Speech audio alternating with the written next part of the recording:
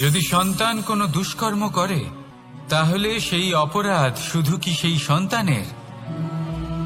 না, যদি সন্তান দুষ্কর্ম করে তাহলে অপরাধী তার মাতা পিতাও, যারা পুত্রমোহর কারণে সেই অনুচিত কাজে তাকে বাধা দেননি। অপরাধী হলেন তার পিতামহ, যিনি নিজের কর্তব্যবোধের কারণে নিজের পরিবারের যত্ন নেননি, যিনি সন্তানকে কখনো শাস্তি দেননি। অপরাধী হলেন তার সেই গুরুও, যিনি নিজের শিষ্যের সেই দুষ্কর্ম দেখেও তাকে প্রতিহত করতে পারেননি। একজন হবু রাজার কর্তব্য হলো নিজের প্রজার কাছে সে যেন এক উদাহরণ প্রস্তুত করতে পারে, কিন্তু যদি এত অনুচিত উদাহরণ প্রস্তুত হয়ে থাকে তাহলে মা বাবার, বাড়ির বয়োজ্যেষ্ঠদের কর্তব্য হলো ওনারা যেন সেটা সেখানেই থামায়। বল, শক্তি, পরাক্রম এই সংসারের বিকাশের মূল। কিন্তু কখনো ভেবেছেন যে প্রকৃতি আমাদের এই বল, শক্তি, পরাক্রম কেন দিয়েছেন?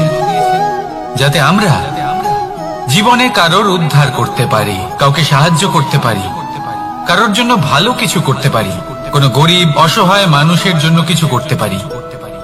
এই বল, এই শক্তির সদ্ব্যবহার করতে পারি। কখনো দেখেছেন এমন মানুষ যার কাছে অসীম শক্তি আছে কিন্তু তার সাথেই অসম্ভব অহংকারও রয়েছে, যিনি নিজেকে সর্বশ্রেষ্ঠ বলে মনে করেন, খারাপ কাজও করেন। আপনি দেখবেন প্রকৃতি এবং মানুষ তাকে ভাঙতে সর্বদা চেষ্টা করেন। মনে রাখবেন, যতই সুবিশাল পর্বত হোক না কেন, তা যদি পথে পড়ে তাকে ভেঙে পথ প্রশস্ত করা হয়। যদি আপনার কাছে বল থাকে, শক্তি থাকে, পরাক্রম থাকে, তাহলে তার সদ্ব্যবহার করুন, কাউকে সাহায্য করুন, কাউকে রক্ষা করুন। যদি আপনি আপনার শক্তির দুর্ব্যবহার করেন তাহলে মনে রাখবেন আপনি নিজের বিনাশ নিজেই আমন্ত্রণ করছেন। এবার বল অর্জন করার পরে, শক্তি অর্জন করার পরে আপনি নিজেকে বিনাশ করতে চান নাকি এই সংসারের উদ্ধার করতে চান? সিদ্ধান্ত আপনার। রাধা রাধা। যখন সুখ আসে তখন সে আপনার পরীক্ষা নেয় যে আপনার মধ্যে অহংবোধ জাগ্রত হয়নি তো। যদি অহংবোধ চলে আসে তাহলে সুখ সেখানেই সঙ্গ ত্যাগ করে। দুঃখ আপনার ধৈর্যের পরীক্ষা নিতে থাকে, আর যদি আপনার মধ্যে ধৈর্য না থাকে তাহলে এটা আপনাকে আরো বেশি দুঃখের গভীর অন্ধকারে ঠেলে দেবে। সেখানে শক্তি পরীক্ষা নেয় আপনার বিনম্রতার।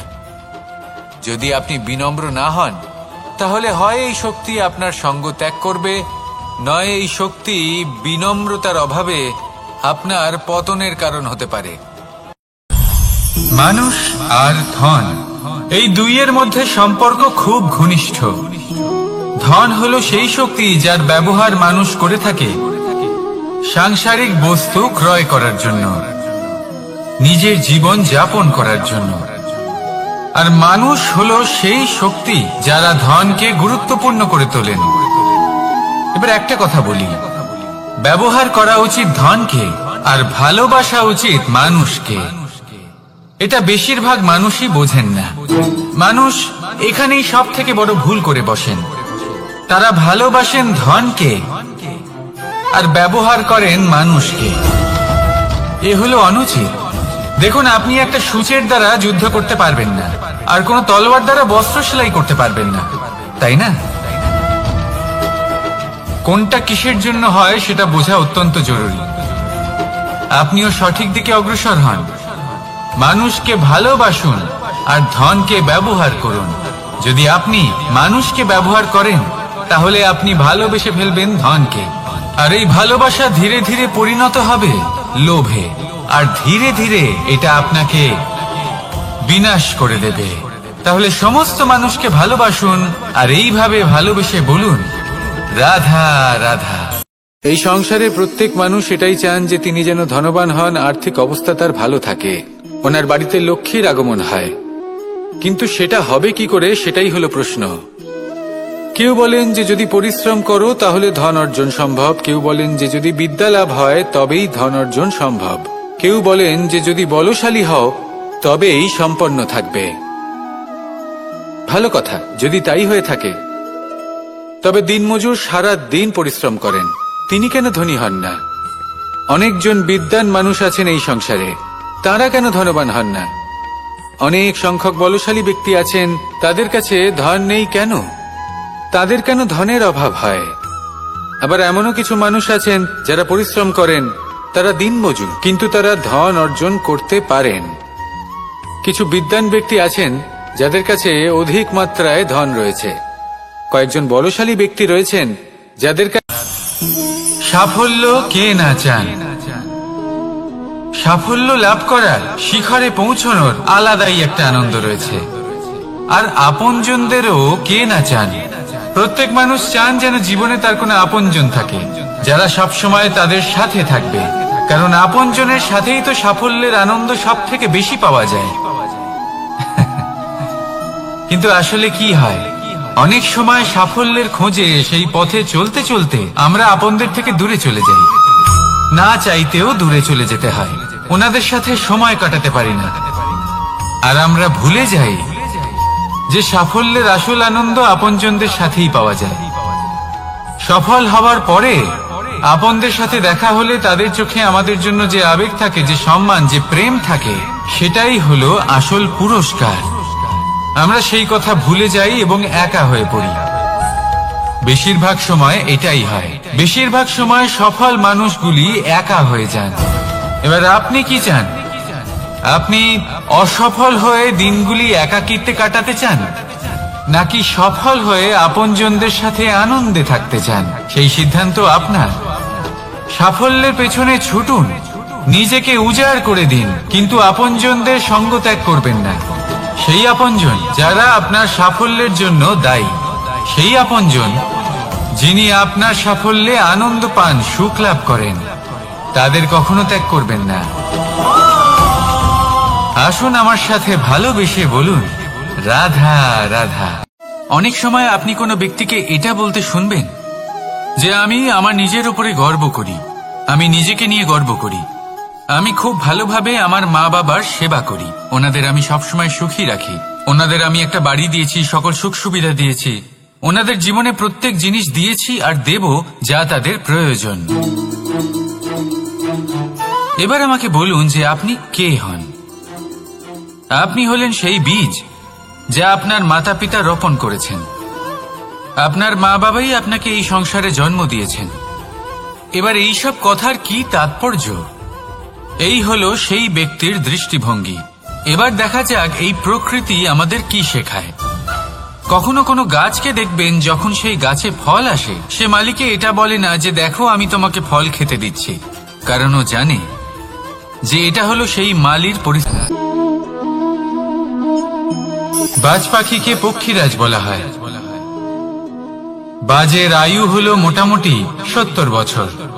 এবার 40 বছর হতে হতেই ওদের পালক লম্বা এবং ভঙ্গুর হয়ে যেতে থাকে, ঠোঁট বেঁকে যায়, ডানা ভারী হয়ে যায়, অর্থাৎ আগের মতো উঠতে পারে না, সেই শক্তি থাকে না। এবার সেই বাজ কি করবে? বাজ সব থেকে কঠিন নির্বাচন করে, নির্বাচন নিজের পুনর্স্থাপনা। সর্বপ্রথম একটা বিশাল পর্বতে যায়, একান্তে নিজের এক বাসস্থান তৈরি করে, আর তারপরে পাথরের সাথে নিজের ঠোঁট বারবার আঘাত করতে করতে সেই ঠোঁট ভেঙে ফেলে। তারপরে সে অপেক্ষা করে সেই ঠোঁট পুনর্নির্মাণ হওয়ার। তারপর সেটাই করে নিজের পালকের সাথে। তারপরে নিজের ডানা থেকে এক এক করে ভারী পালকগুলো ছিঁড়ে ফেলে দেয়। আর তারপর 150 দিনের এই যন্ত্রণা সহ্য করার পরে ও ফিরে পায় নিজের উড়বার অনন্য ক্ষমতা, সেই শক্তি। আর তারপরে ও জীবনের পরবর্তী 30 বছর বাঁচে। কি বুঝলেন আপনি? যদি ইচ্ছে শক্তি থাকে তাহলে একজন দুর্বলও শক্তিশালী হতে পারে। আপনিও এটাই করুন, নিজের অতীতের যন্ত্রণার বোঝাগুলিকে ত্যাগ করুন আর কল্পনার খোলা আকাশে উন্মুক্ত হয়ে উড়ে বেড়ান। নিজের পুনর্স্থাপনা করুন, তবেই সর্বশ্রেষ্ঠ হতে পারবেন। আর মনে রাখবেন, এই ছোট ছোট পদক্ষেপই বড় বড় শিখরে পৌঁছে দিতে পারে। তাহলে আসুন আর আমার সাথে ভালোবেসে বলুন, রাধা রাধা। এই সংসারে আপনার সব থেকে বড় বন্ধু কে? কেউ বলবেন ছোটবেলার বন্ধুরা, কেউ বলবেন মাতা পিতা, কেউ বলবেন ঈশ্বর। এবারে বলুন যে এই সংসারে আপনার সব থেকে বড় শত্রু কে? কেউ বলবে আপনার বিরোধী, সেই ব্যক্তি যে আপনাকে হিংসে করে, বা আপনার নিজের অহংকার। আমি বলবো যে এই সংসারে আপনার সব থেকে বড় বন্ধু হলো আপনার নিজের মন। এই চঞ্চল মনকে যদি আপনি নিয়ন্ত্রণ করতে শিখতে পারেন, তাহলে এর থেকে বড় বন্ধু এই সংসারে আপনি কোথাও পাবেন না। সেখানেই যদি এই মন আপনাকে বশ করে ফেলে, তাহলে সংসারে এর থেকে বড় শত্রুও আপনি কোথাও পাবেন না। প্রথমে এই মনকে নিয়ন্ত্রণ করতে শিখে যান, আর তখন এই মন প্রসন্ন হয়ে বলবে। আপনি কি কখনো জলকে নিজের মুঠোতে ধরে রাখার চেষ্টা করেছেন? চলুন আজ করা যাক।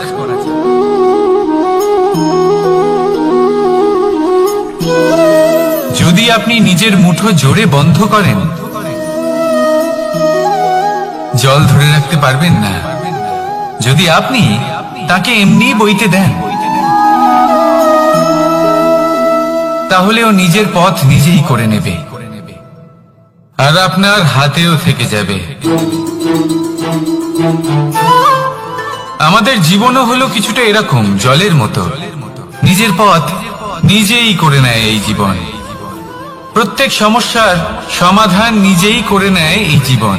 তাই জীবনে যখন কোনো পরিস্থিতি আমাদের প্রতিকূল হয়ে থাকে, কিছুই হয়তো আমরা বুঝতে পারছি না, কিছুই যখন বসে থাকে না, তখন আমরা হতাশ হয়ে পড়ি, নিরাশ হয়ে পড়ি। আর এটাই করা উচিত নয়।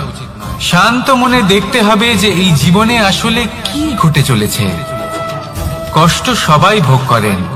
কষ্ট পেলে কেউ রেগে যান, রেগে গিয়ে পরাক্রম দেখান। এটাই তো করা উচিত নয়। শান্ত মনে সেটাই করতে হবে যা জীবন আমাদের শেখাতে চাইছে। জীবন আমাদের সব শিখিয়ে দেবে, শুধু মনে রাখবেন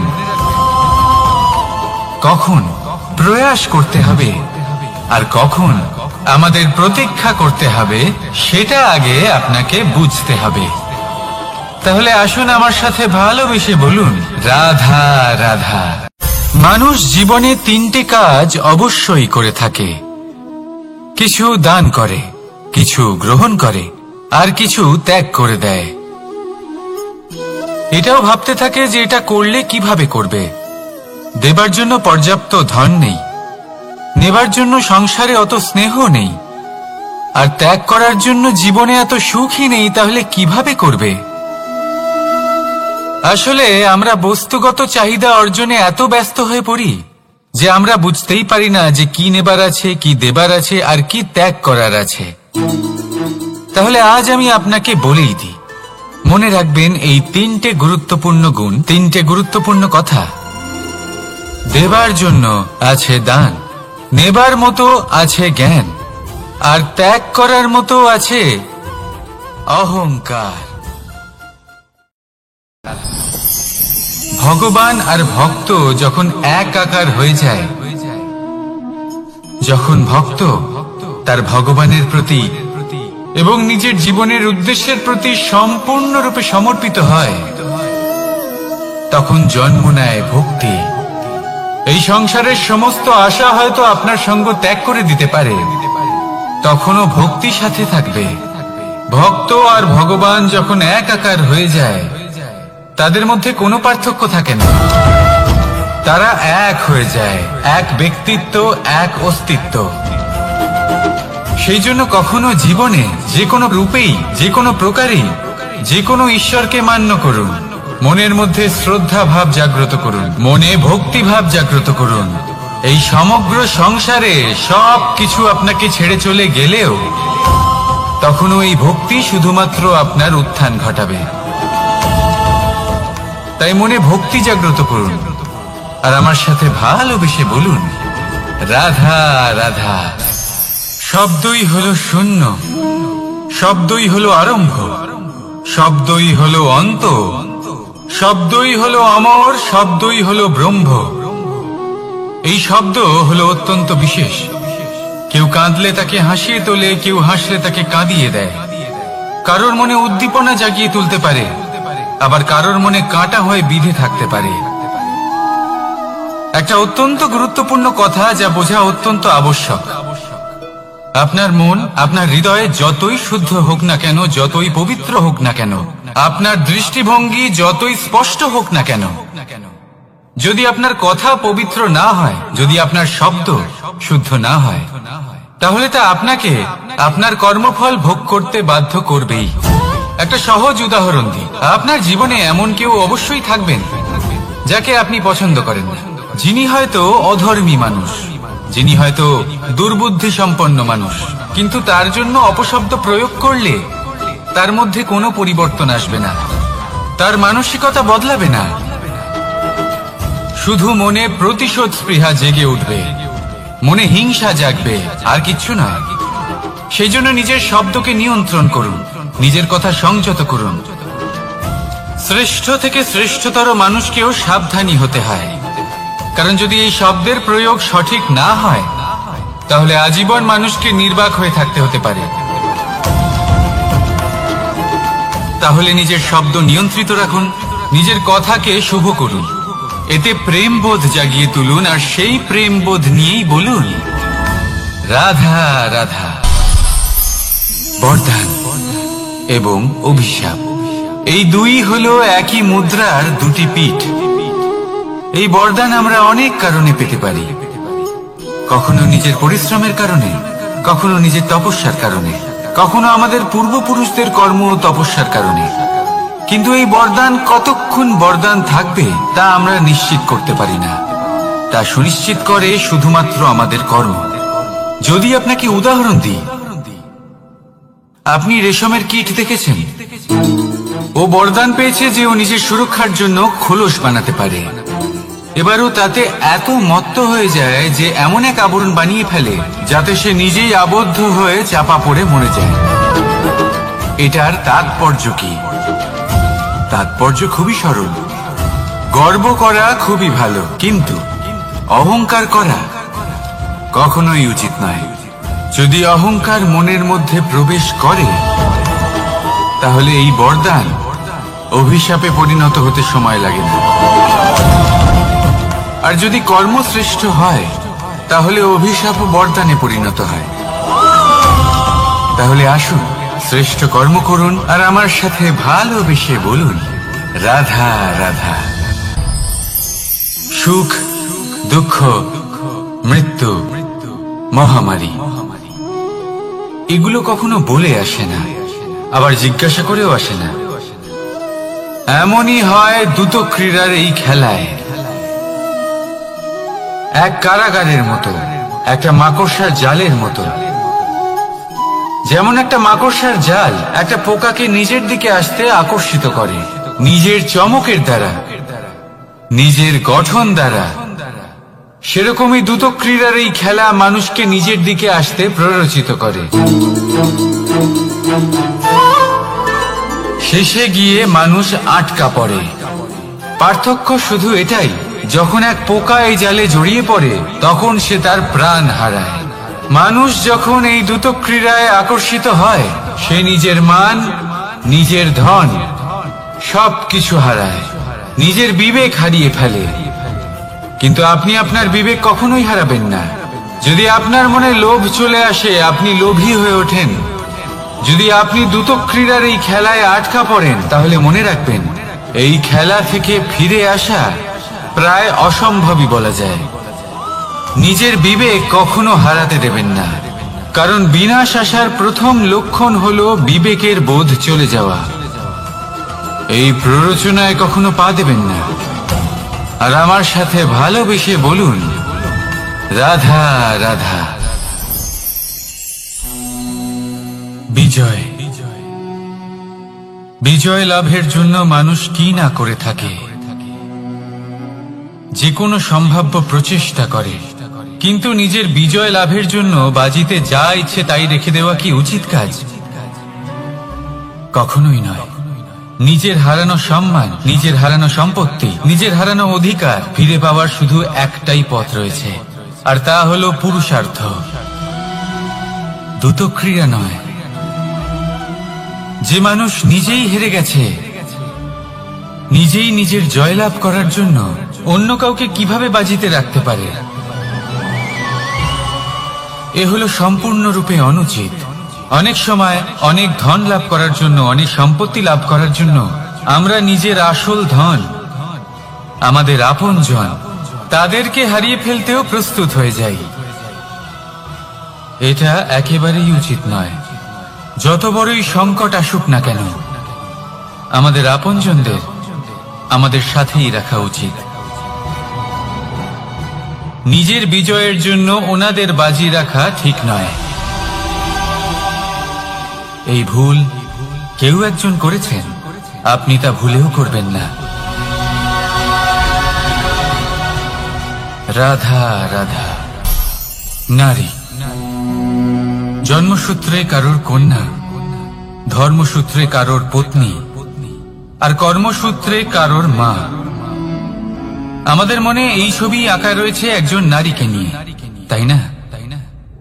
একটা অতুলনীয় ভূমিকা রয়েছে নারীদের আমাদের জীবনে, আর নারী ছাড়া আমরা কিছুই নই। কিন্তু অধিকার, সেখানে আমরা একটা ভুল করে বসি। যখন নারী একজন কন্যা থাকে, যখন সে জন্ম নেয়, তখন তার ওপর অধিকার থাকে তার পিতার। আর তারপর যখন বিয়ে হয়ে যায়, তখন তার অস্তিত্বের উপর অধিকার থাকে তার স্বামী। আর যখন তিনি মা হন, তখন নিজেই তিনি জীবনের সমস্ত অধিকার দিয়ে দেন তার সন্তানকে। কিন্তু আমরা কি কখনো এটা ভেবেছি এই জীবন হলো তার নিজের? যে নারী সবার কল্যাণ করছেন, তার জীবনের অধিকারও তার কাছেই থাকা উচিত, তাই না? তার নিজের জীবনের সিদ্ধান্ত সে নিজেই নিতে পারেন, নিজেই নিজের ভাগ্যের রচয়িতা হতে পারেন। আর এর জন্য আমাদের নিজেদের পাল্টাতে হবে, দৃষ্টিভঙ্গি পাল্টাতে হবে। কারণ এই ধারণা সেটা আজ বা কালকের ব্যাপার নয়, এটা ঘটে চলেছে বহু বছর ধরে, আর চলতেই থাকবে যদি আমরা এটা না বদলাই। আর এটা তখনই সম্ভব হবে যখন আমরা নিজেদের মধ্যে পরিবর্তন আনব। তাই আজকের পর থেকে, এই মুহূর্ত থেকে, কোনো নারীর ওপর অকারণ অধিকার স্থাপনের আগে সহস্রবার ভেবে দেখবেন। কারণ যখন নারী নিজের অধিকার কেড়ে নিতে বাধ্য হবেন, তখন শুধু এবং শুধুমাত্র বিনাশই ঘটবে। রাধা রাধা।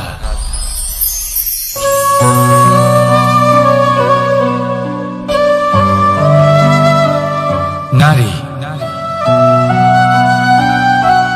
পুরুষরা যাকে নাম দিয়েছেন ত্রিয়া, কেন দিয়েছেন, কে দিয়েছেন, কেউ তা জানে না।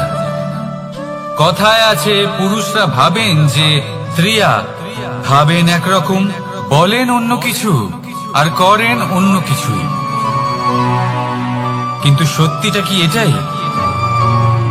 আসল সত্যি হলো এটাই যে ত্রিয়া হলো সেই চরিত্রহীন পুরুষ, আর কেউ নয়। সেই পুরুষ যারা নারীকে বলেন যে আপনি হলেন মা, আপনি হলেন দেবী, আপনি হলেন বোন। আর ভাবেন কি? ভাবেন যে এই নারী হলো আমাদের পায়ের ধুলো, আর কিচ্ছু নয়। আর কি করেন? ওনাদের মাথায়, ওনাদের খোপায় মালা পরিয়ে দিয়ে ভাবেন যে ওনারা হলেন তাদের পায়ের ধুলোর সমান। একজন নারীর সম্মান ভঙ্গ করেন, তাদের দাসী মনে করেন। ভুলবেন না, যত্র নারীয়াস্ত পূজ্যন্তে রমন্তে তত্র দেবতা। অর্থাৎ যেখানে নারীকে পুজো করা হয়, সেখানে ঈশ্বর বাস করেন। আর যেখানে নারীকে অপমান করা হয়, সেখানে ঈশ্বর এবং ভাগ্য এই দুই রুষ্ট হয়। মনে রাখবেন, যদি নারী কল্যাণকারী হতে পারেন, তাহলে নারী মহাচণ্ডী রূপও ধারণ করতে পারেন। যদি একজন নারী মাতা হয়ে জন্মদান করতে পারেন, তাহলে নারী মৃত্যু হয়ে বিনাশও করতে পারেন। যেখানে নারী অপমানিত হবেন, সেখানে মহান ভারতও মহাভারতের পথে অগ্রসর হতে পারে। তাই মনে রাখবেন, নারীর অপমান যেন কখনোই না ঘটে। আর যদি কোথাও নারীর অপমান হয়, তার অর্থ হলো আপনার বিনাশ আপনার দিকেই আসছে। আর এটা হলো তার প্রথম পদক্ষেপের প্রথম পদধ্বনি। রাধা রাধা। যদি সন্তান কোনো দুষ্কর্ম করে, তাহলে সেই অপরাধ শুধু কি সেই সন্তানের? না। যদি সন্তান দুষ্কর্ম করে, তাহলে অপরাধী তার মাতা পিতাও, যারা পুত্রমোহর কারণে সেই অনুচিত কাজে তাকে বাধা দেননি। অপরাধী হলেন তার পিতামহ, যিনি নিজের কর্তব্যবোধের কারণে নিজের পরিবারের যত্ন নেননি, যিনি সন্তানকে কখনো শাস্তি দেননি। অপরাধী হলেন তার সেই গুরুও, যিনি নিজের শিষ্যের সেই দুষ্কর্ম দেখেও তাকে প্রতিহত করতে পারেননি। একজন হবু রাজার কর্তব্য হলো নিজের প্রজার কাছে সে যেন এক উদাহরণ প্রস্তুত করতে পারে। কিন্তু যদি এত অনুচিত উদাহরণ প্রস্তুত হয়ে থাকে, তাহলে মা বাবার, বাড়ির বয়োজ্যেষ্ঠদের কর্তব্য হলো ওনারা যেন সেটা সেখানেই থামায়, হয় ভালোবেসে, নয়তো শাস্তি দিয়ে। যদি না থামানো হয়, তাহলে মহাভারত অবশ্যম্ভাবী। অনেক ব্যক্তির মনে একটা প্রশ্ন জাগে আমাকে আর রাধাকে নিয়ে। বলেন যে, না আমি আর রাধা একসাথে থাকি, না আমাদের বিয়ে হয়েছে, আমি এখানে দ্বারকাতে ও ওখানে বর্ষণাতে, তাও এত ভালোবাসা কি করে? এ কেমন সম্পর্ক? আমি তাদের একটা সহজ কথা বলতে চাই। আপনি কখনো আয়নার দিকে দেখেছেন? নিজের দুই চোখের দিকে তাকিয়ে জিজ্ঞাসা করুন, এই দুই চোখ একসাথে কেন বন্ধ হয়? একসাথে কেন খোলে? একসাথে কেন ঘুমোয়? একসাথে কেন কাঁদে? আজীবন কোনো এক মানুষের সাথে সম্পর্ক রাখা অবশ্যই সম্ভব, তাদের সাথে দেখা না করে। আমার আর রাধার ভালোবাসাও কিছুটা এরকমই, আর কিছুটা এরকমই হয় ভালোবাসা দুই নয়নের মতো, যারা কখনোই মিলিত হবে না, কিন্তু চিরকালের জন্য একসাথে জুড়ে থাকবে। এই অনুভূতি নিঃস্বার্থ হয়, আর এই নিঃস্বার্থ ভালোবাসা আপনাকে আনন্দের পথে অগ্রসর করে। জীবনে সবসময় নিঃস্বার্থভাবে ভালোবাসুন, শুধুমাত্র আনন্দই পাবেন। তাহলে আসুন আমার সাথে নিঃস্বার্থভাবে ভালোবেসে বলুন, রাধা রাধা। মানুষ, কোন ব্যক্তির নির্মাণ হয় কিভাবে?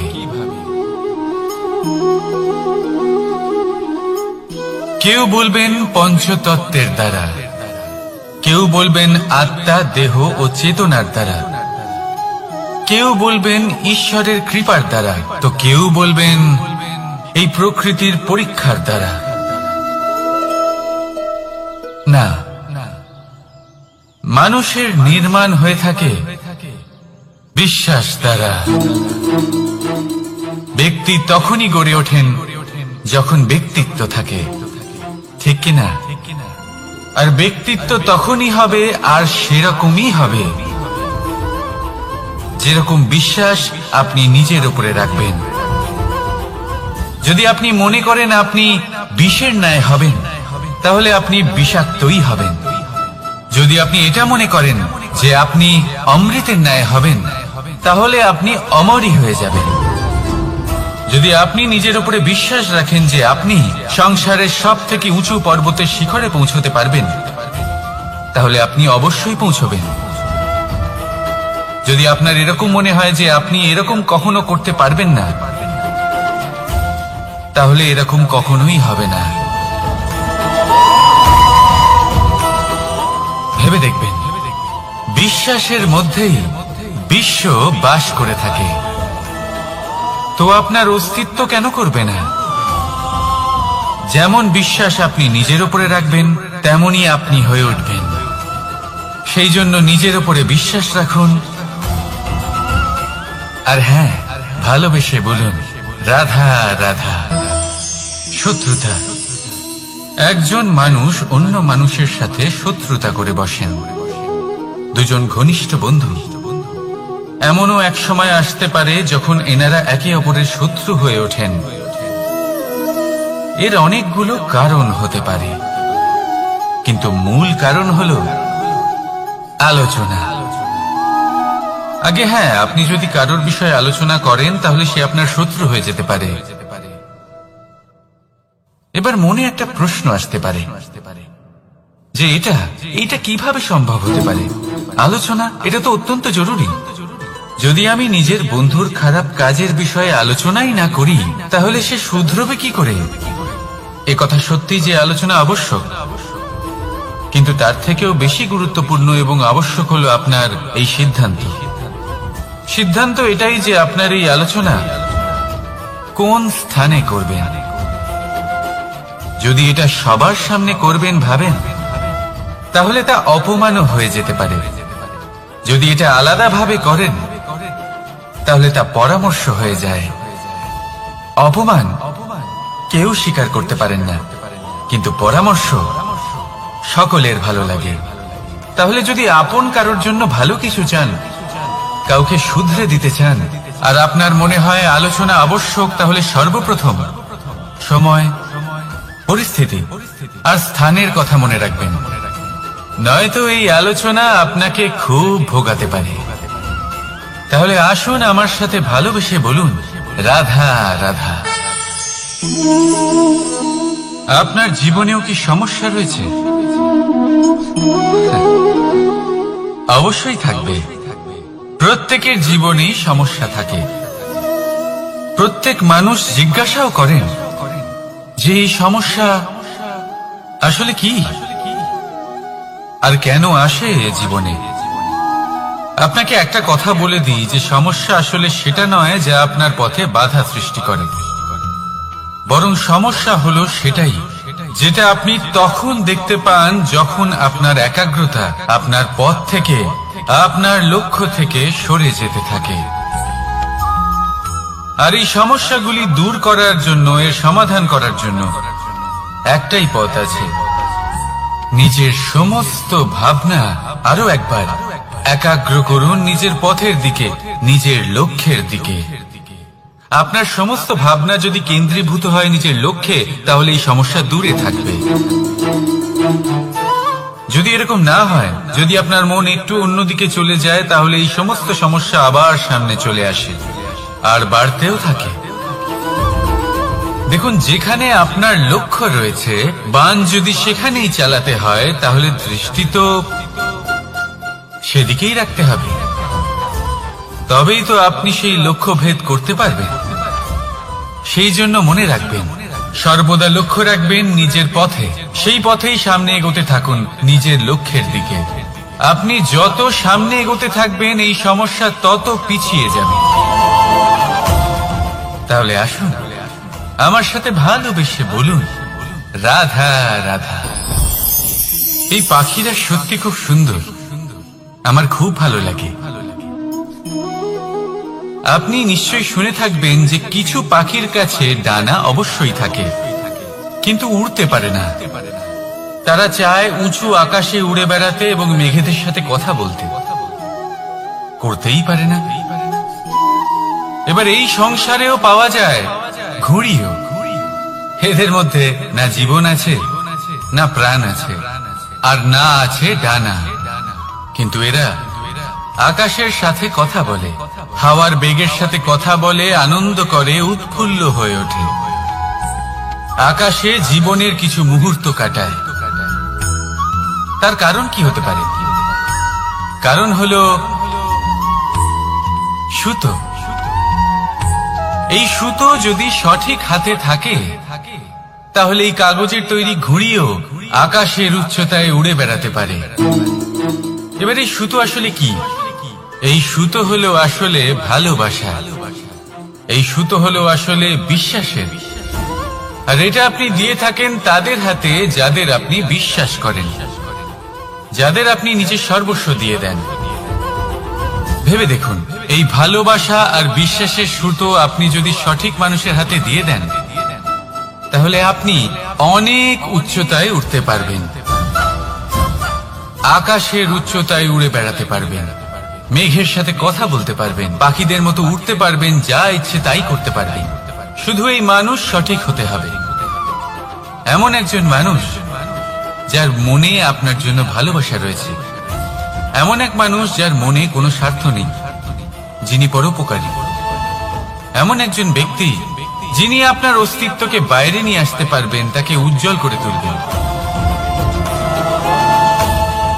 তাহলে ভালোবাসুন, আনন্দ করতে থাকুন, আর এই আনন্দ সহকারে বলুন রাধা রাধা।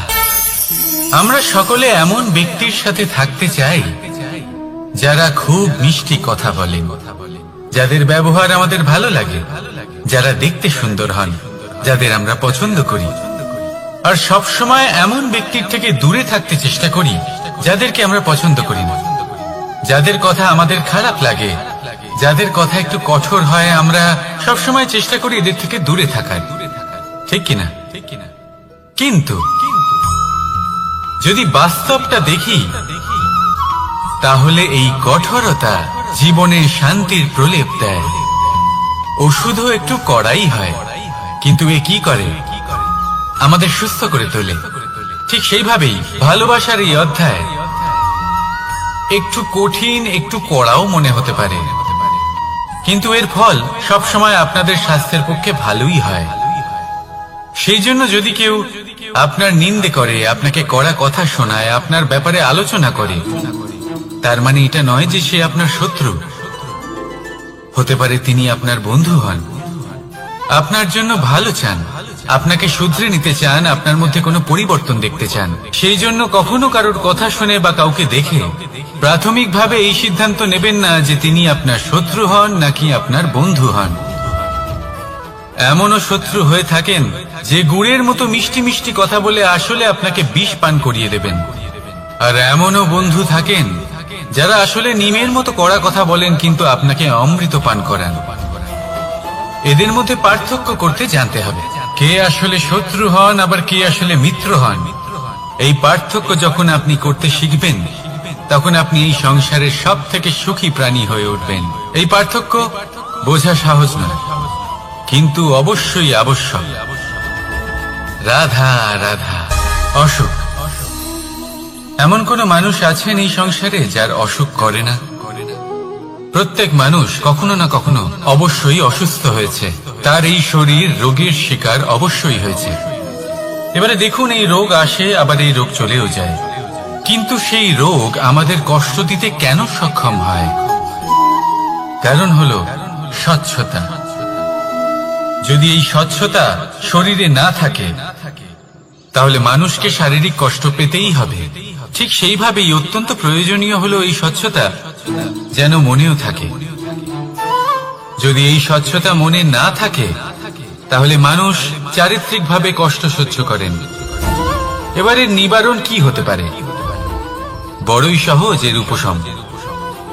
যদি রোগ শরীরে হয়, তাহলে সর্বপ্রথম স্বচ্ছতা বজায় রাখতে শিখুন, এই শরীরকে পরিষ্কার রাখতে শিখুন। বিচক্ষণতার সাথে এই রোগের সম্মুখীন হন, ভয় পাওয়ার কোনো দরকার নেই। ব্যায়াম করতে থাকুন, সব ঠিক হয়ে যাবে। সেইভাবেই যদি এই অসুখ মনে হয়, তাহলে কি করা যায়? সর্বপ্রথম তার আধারের উপরে নজর দিন। আপনার এই আধারই হলো আপনার আহার। যা আপনি আহার করবেন সেরকমই মানুষ হয়ে উঠবেন। সেইভাবেই আপনি যেরকম ভাবেন সেরকমই মানুষ হয়ে উঠবেন। সেই জন্য নিজের ভাবনাকে শুভ করুন, নিজের দৃষ্টিভঙ্গিকে শুভ করে তুলুন, সবকিছু সঠিক হবে।